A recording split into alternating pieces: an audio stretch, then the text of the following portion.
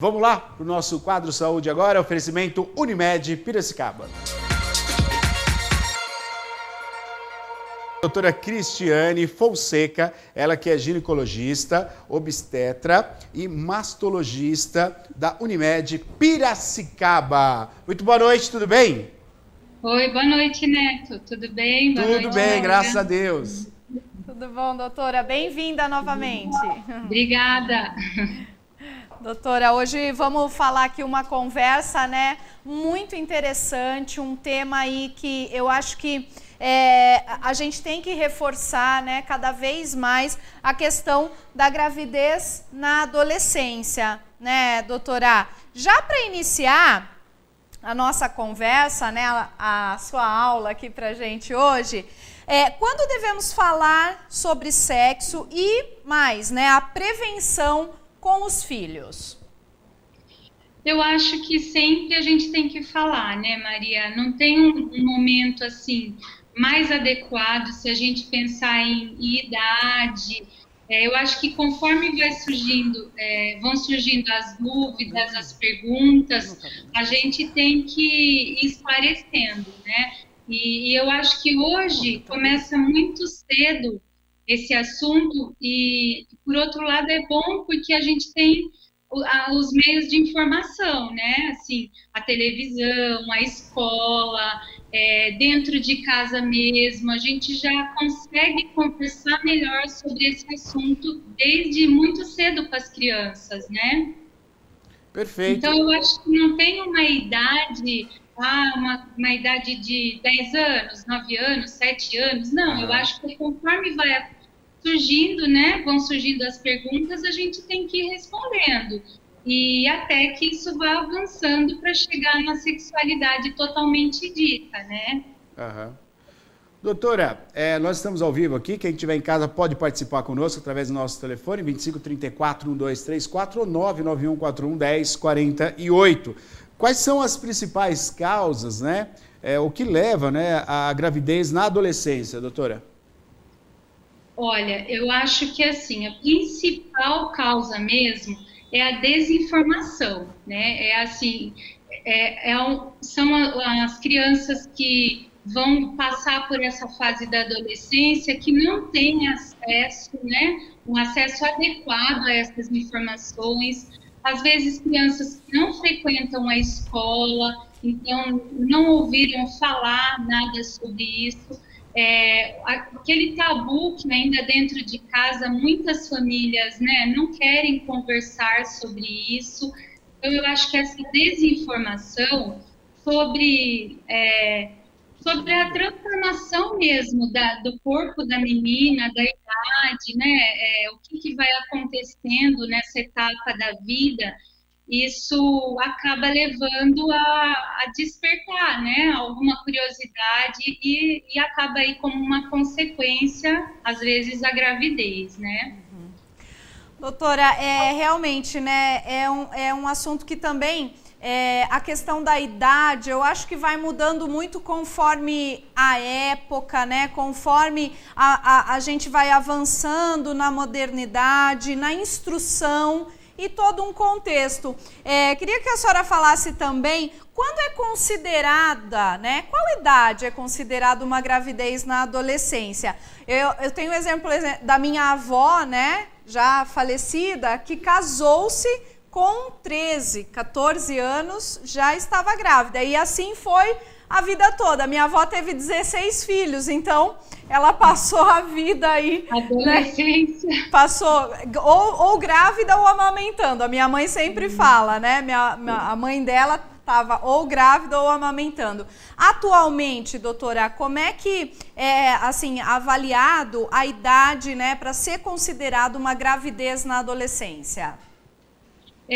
A gente define dos 10 aos 20 anos, né, aos 19 anos completos. Então, essa fase que, se a gente for ver, né, são por volta de 10 anos da vida da menina e do menino, é esse período da adolescência. É claro que a gente percebe que algumas meninas, ainda com 10 anos, são bem crianças, bem infantis, os meninos também, mas por definição mesmo pela idade, pela Sociedade Brasileira de Pediatria, eles definiram que é dos 10 aos 19 anos, né? Perfeito. Estamos ao vivo aqui, você pode participar conosco, 2534-1234. A gravidez na adolescência é considerada de alto risco, né? Quando a gente acompanha alguns casos, né? Inclusive teve um caso que repercutiu muito na mídia, né? Um caso que decorrente de uma violência, né? Mas eu queria entender um pouquinho mais sobre isso, doutora, para quem está em casa também. É de alto risco? Sim, é de alto risco. Você sabe que é importante a gente até falar desse assunto, que eu até estava lendo e desconhecia isso. E pelo Estatuto da Criança e do Adolescente, ficou definido que a primeira semana de fevereiro é destinada a essa prevenção da gravidez na adolescência, né? Porque a gente vê que isso tem sido muito comum, não só no Brasil, mas no mundo inteiro. Então, eles acabaram, por proteção mesmo, criando esse estatuto com um parágrafo que fala justamente disso, né? Então, esse fevereiro, a primeira semana, ficou estabelecido isso daí. E para você ter uma ideia, no Brasil, tem cerca de 400 mil gestações, né, nessa fase por ano. Então, é muita coisa, né? A estatística é muito grande, porque a população dessa fase, né, na adolescência, é grande também, se a gente pensar no Brasil, né?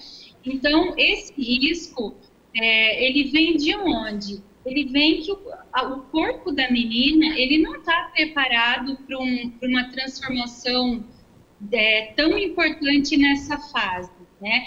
É uma fase que a menina está crescendo, ela está desenvolvendo os caracteres sexuais ainda, então a mama, o útero ganhando um volume, os ovários, né, produzindo uma quantidade importante aí de hormônios, dos folículos que vão determinar a vida reprodutiva dela. Então, isso daí é aos poucos, né? Não é de 10 para 11 anos que tudo forma. Cada um tem uma velocidade. E o corpo da menina nessa fase, ele não está preparado para trabalhar por 2, né? Muitas vezes por 3, a gente vê aí gemelar, né, nessa fase também. Então, um dado interessante, se a gente pensar, por que alto risco?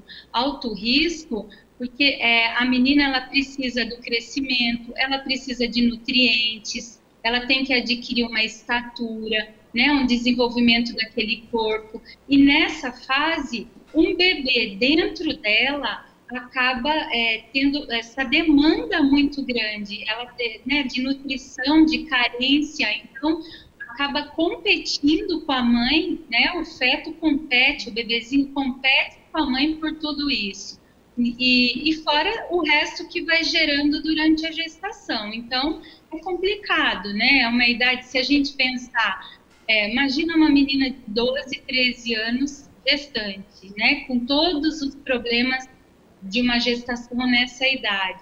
Então, é um alto risco mesmo. Com certeza. Olha, a doutora falou um número, né, muito alto, realmente um índice grande, né? Doutora, como é que a gente pode vislumbrar aí, né, esse controle desse índice, uma diminuição? Olha, o que eu acho mais importante, eu até fiquei pensando aí nesse assunto, porque, na verdade, a gente tem algumas medidas de incentivo, de divulgação, de programas, né, nas escolas, nos postos de saúde, na saúde pública. Isso, na verdade, é um problema muito grande de saúde pública, né, porque o número é muito alto. E eu acho que a primeira coisa que a gente tem que pensar é assim, dentro de casa, você ter essa informação, você conseguir ter um diálogo, né, com a menina, com o menino, sempre expor o lado, né, a gente acaba falando de doenças, não que seja tudo ruim, não é isso, mas a gente tem que mostrar a realidade, o quanto é difícil dali para frente, o quanto é difícil encarar a vida depois disso. Então, eu acho que a primeira coisa que a gente tem que pensar é essa introdução bem cedo, né, na escola, como tem sido feito nos programas, já desde muito criança, falando sobre a diferença do homem e da mulher, e até que isso passe pela menstruação, como que vai chegar lá na adolescência, para chegar na sexualidade mesmo. Então, isso é importante, já de muito cedo a gente poder fazer essas campanhas, né? Para não ter dúvida, É claro que mesmo assim, em algumas casas, em algumas determinadas, né, populações, a gente não tem esse acesso fácil.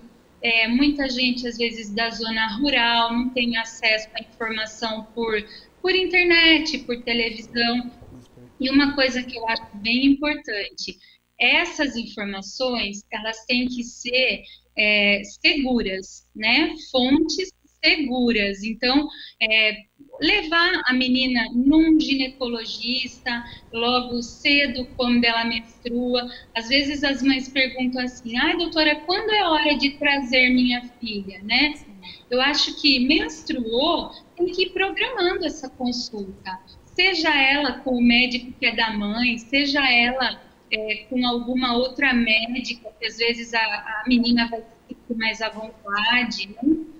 Porque a gente vê isso, o pediatra acompanha, ele vai, às vezes menstruou, ainda continua no pediatra, mas a gente tem que ter essa visão de ginecologista, para poder orientar sempre da maneira correta, para, né, evitar muitas coisas futuras aí.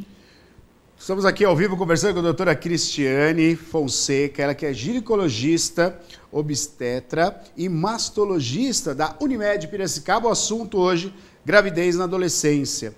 Doutora, algo importante para a gente falar, né? Eu acho que isso também vem muito com a característica, né, do mundo, né, que ainda continua sendo um mundo muito machista, um país muito machista.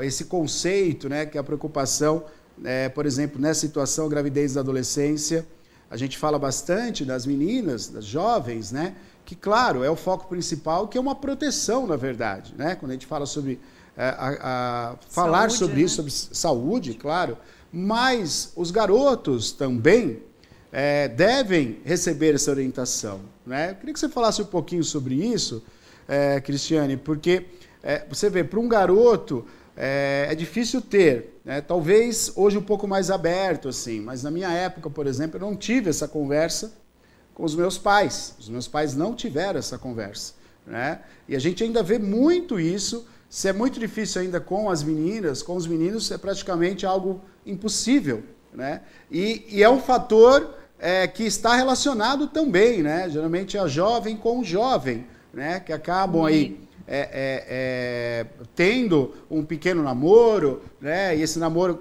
sem a orientação acaba se perdendo nesse sentido, né? Dessa gravidez, que é uma gravidez complicada para a saúde da garota, mas é também comprometedor para a vida dos dois, né? Quer dizer, é mais um ser ali, é uma concepção antes do tempo, eles estão indo em formação, mas geralmente o cargo mais pesado, claro, fica com a mulher, fica com a garota, fica com a família da garota, e o garoto ainda não é bem aquilo, enfim. Vamos falar um pouquinho sobre isso também, eu quero essa orientação para os pais de meninos, né? A responsabilidade que é também nessa situação, por gentileza. Eu acho que com o menino realmente é o que você falou, é mais difícil, porque o menino não vai no ginecologista, né? Então, já começa por aí. A mãe, ela tem essa orientação, seja ela do convênio ou do SUS, né, do posto que ela está acostumada, ela tem uma referência, ela sabe que ela pode levar a filha dela e que alguém vai explicar alguma coisa ali, né? Agora, e o menino? Vai levar ele onde? Porque às vezes na consulta de pediatra, a gente sabe, eu tenho criança pequena também, né? A gente sabe que se a criança não está doente, chegou por volta de 9, 10 anos, Ah, mas ela vai fazer o quê no pediatra? Não tem nada para ela fazer. A menina, ela vai começar a ter algumas modificações no corpo. E eu acho que o sinal assim, grande que a mãe preocupa é a menstruação. Mas e o menino? Ah, o menino vai crescer um pouquinho, engrossa a voz, mas isso aí não é um problema para ele. E aí, todo mundo já sabe que vai seguir essa sequência. Mas quem vai orientar esse menino? Quem vai explicar sobre o uso do preservativo, né? Quem vai falar sobre a sexualidade? Então, o que a gente percebe? Que o menino começa a se inteirar, né, de alguma dessas prevenções quando ele começa a namorar. Porque muitas vezes a mãe da menina, a família da menina acaba tendo que orientar o casal, né? Porque para um pai ou para uma mãe conversar com um filho homem é diferente do que uma menina. Então, a gente percebe que dentro de casa mesmo tem essa dificuldade, né? E mais ainda, procurar um médico. Você vai levar um menino no urologista? Não vai, né? Porque ele não tem nada para ser feito nessa fase da vida. Agora, eu acho que isso tem que começar bem cedo também. Nessa fase de transição, o que a gente orienta? Quando as meninas vêm para mim e a mãe pergunta assim, doutora, mas eu tenho um menino também, o que eu faço? A gente vê que o pediatra, ele acompanha até por volta de 12, 13 anos. Então, isso é o que a gente observa, assim, na maioria dos casos, pode levar e tem esse esclarecimento. E acho que a gente tem que ter esse papo aberto dentro de casa, né? Eu sei que é difícil, mas hoje em dia a gente precisa mostrar, talvez a gente pegue aí nesse papo depois, mas os métodos anticoncepcionais, porque tanto um quanto o outro, né? Para fazer o bebê, a gente sabe que precisa dos dois. Então, essa prevenção não deve ser só da menina, né? Então, esse lado... E a gente sabe que... aí você pensa assim, o menino fez, engravidou, e aí? O que vai acontecer? Vai sobrar para quem? Tem que sobrar para os dois, mas a gente sabe que a responsabilidade maior é o que você falou, fica para a família da menina, né? O que eu vou fazer agora? Vai casar? Vai morar junto com 14, 15 anos?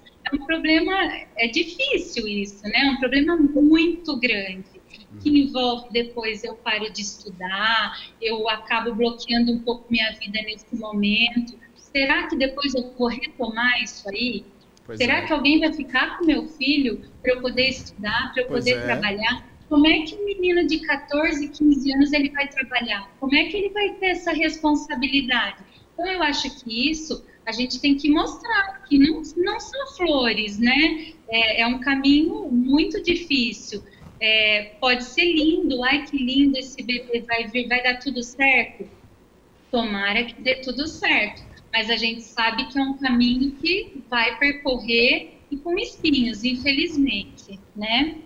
É isso, doutora. Agora, um ponto muito importante, né, para a senhora também pontuar aqui, é que o medo e também a insegurança, né, acaba atrasando a questão do pré-natal, um momento importantíssimo, né? O que esse atraso no pré-natal pode causar aí, né, de problemas?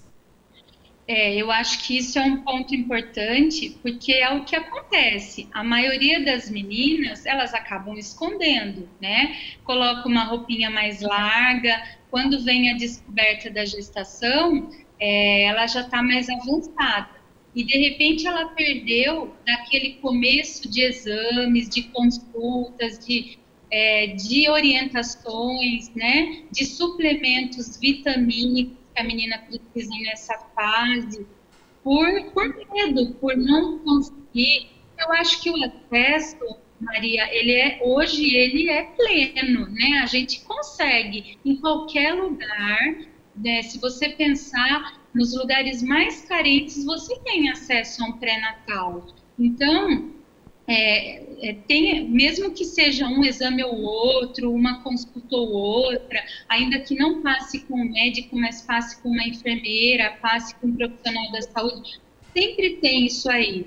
mas eu acho que o medo é muito maior, né? E isso aí acaba prejudicando essa gestação, porque é o que eu falei da carência nutricional, a gente tem que ter em mente que, pensa, uma menina de 14, 15 anos, geralmente ela é magrinha, né, a estatura ainda não está toda desenvolvida, então ela precisa desse acompanhamento, de uma suplementação, e isso é importante como pré-natal. E ainda tem outros casos que algumas meninas, elas não sabem se tem alguma doença de base, se nasceu com algum problema, e que isso pode ser, e é o que a gente vê, não só nas adolescentes, mas na mulher adulta. Às vezes você vai lá no pré-natal, eu fiz o primeiro exame do pré-natal, você vê lá uma hepatite, né, um HIV, uma glicemia do diabetes totalmente alterado, e você nem suspeita que você tenha alguma alteração. Então, o pré-natal, ele deve ser iniciado o mais breve possível, né, para a gente conseguir, para correr atrás disso tudo mesmo, e ter uma gravidez dentro do possível, o mais saudável, né. Perfeito, perfeito. Doutora Cristiane Fonseca, eu quero agradecer a sua participação, foi de suma importância aqui no assunto, né? É um assunto muito delicado no sentido de a gente tem que dar atenção para isso, a gente tem que compartilhar essas informações, né? São muitas famílias, a situação é essa, que vem, né, a transformação das crianças para adolescente. Então a conversa, o conversar, o diálogo é o melhor caminho, né? Então tem que ter essa prática, o diálogo com seus filhos, e sem sombra de dúvida, né, os profissionais da área de medicina estão ali aptos, preparados também para ajudar nessa conversa. Doutora, quero agradecer a sua participação, muito obrigado, viu? Eu que agradeço o convite, e eu acho que é um assunto muito importante, né, porque a gente fala de prevenção, e uma prevenção nessa idade mais importante ainda, né, para a menina e para o menino. Então, acho que hoje a gente tem que pensar bastante nisso, porque as consequências são lá na frente, né? Então, se a gente conseguir ter esse cuidado logo no início, talvez consiga prevenir aí outras coisas. Então, acho que isso que importa hoje, né? O tempo é algo importantíssimo em nossas vidas, né? E compreender que há um tempo para tudo, tem que ter um tempo, realmente passar por essas fases de uma maneira mais tranquila, né? E a gente reforça aqui que o diálogo é sempre o melhor caminho, por mais difícil que seja, falar do assunto, por mais difícil que seja, né? Tocar no assunto, mas é o caminho mais seguro, é o diálogo. E procurar informação, com toda certeza. Doutora, muito obrigado, viu? Obrigada a vocês, viu? Obrigada pelo convite. Excelente final de semana, obrigado. Até logo. Você acompanhou. Obrigado, tchau, tchau. Você acompanhou, então, o nosso quadro Saúde Agora, oferecimento Unimed Piracicaba.